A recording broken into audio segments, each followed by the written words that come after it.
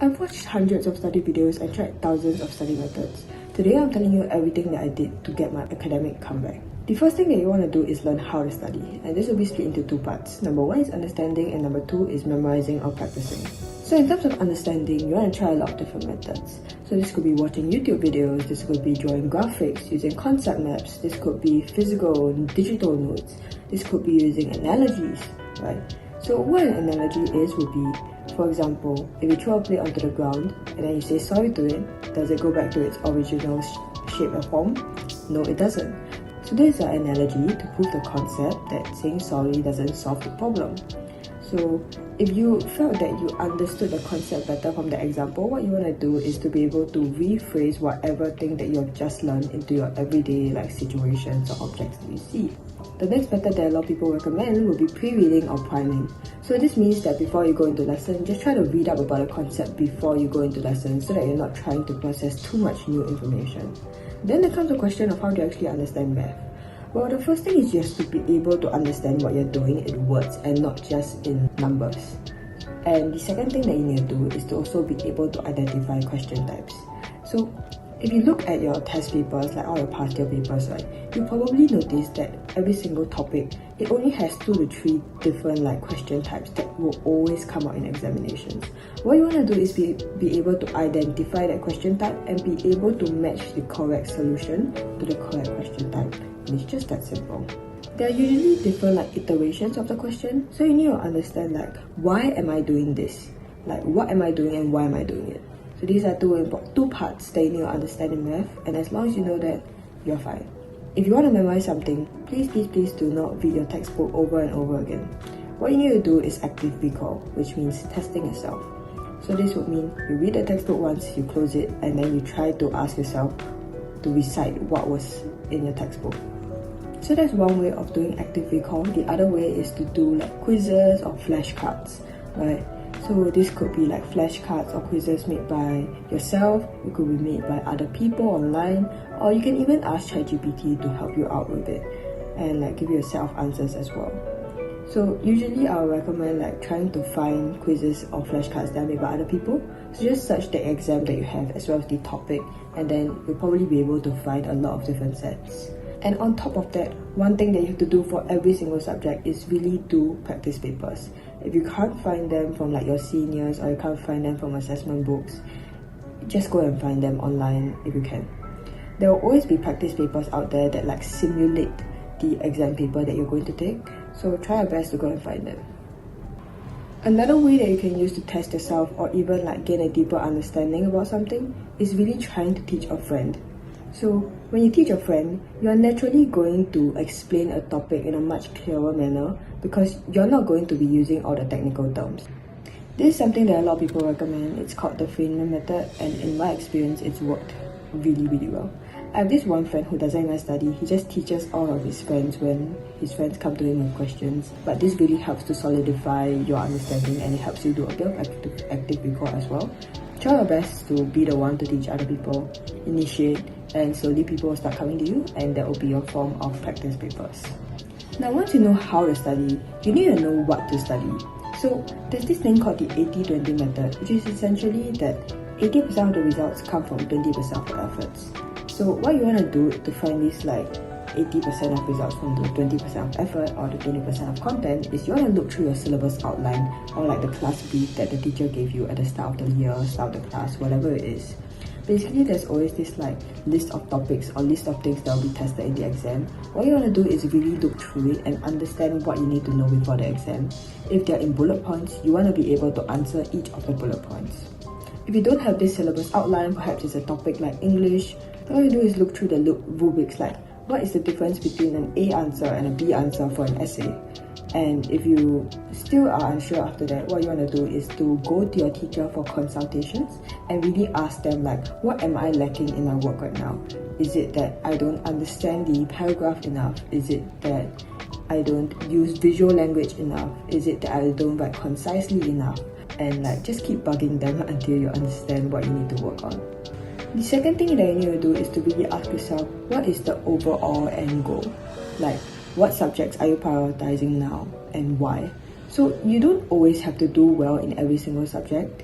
So in my country, they take the 6 best subjects out of your like 8, 9-ish subjects that you take, and so it means that people can forego like 2 to 3 subjects, and like even if you get like a F for them, no one will ever know, and it does not matter if you got like 6 A's. So can you ask yourself, what's your end goal? What kind of uni do you want to go? Perhaps what kind of job do you want to get into? And think about then what subjects you need to do well. And if you don't have that, then think about what subjects you're already doing well in, and you're better able to get like an A in already.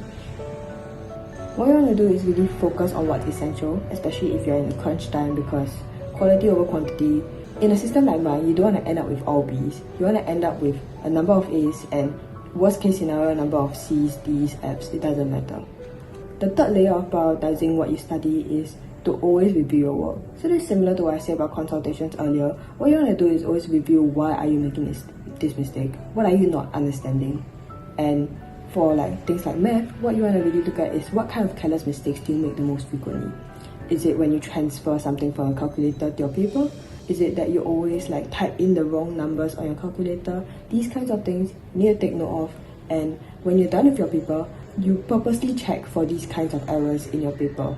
And finally, the last level of prioritizing what to study is to always look at your amount of knowledge on each topic and like when you last like reviewed that topic. Some people will keep doing the entire practice paper over and over and over again, which I don't think is effective, because most of the time people are really only like lacking in like 2, 3, 4 topics, and then the rest of the topics they are already good at, and then they keep on wanting to do it because I guess it gives you kind of validation. But you need to understand that if you want to be time efficient and you actually want to do well, you have to drill and focus on the ones that you suck at the most.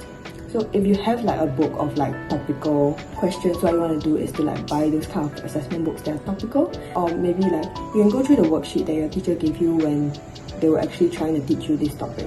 If you really can't find that, then just go through your yearly papers and then like try to find the questions that are related to that topic that you're the most weak at. So how you find these topics is usually when you do a few practice papers, like maybe 1 or 3 practice papers, you'll always notice that you're always messing up at a certain topic more than the rest. So then you want to focus on those topics. Pretty simple, pretty intuitive. And once you're done with the topics that you're weakest at, what you want to do is to review the topics that you haven't reviewed in a really long time.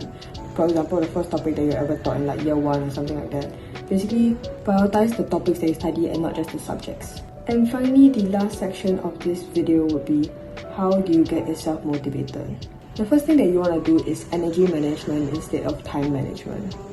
What that means is noticing and understanding what drains you and what energizes you. Perhaps something that drains you could be like people or like going out to gatherings. What you want to do is just like do that less.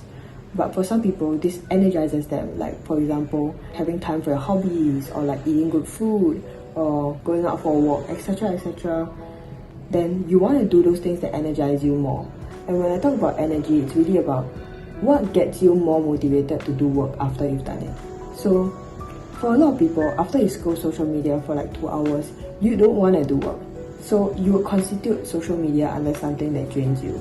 What you want to do is really manage your energy very well and to understand and notice how you feel after you do certain activities. And what you want to do is maximize your energy before your study time, and then after you study, then you can do all those things that drain your energy.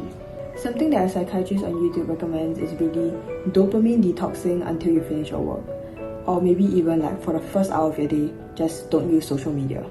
The second thing that you could do is really try to control external factors. So the first one is having a good environment.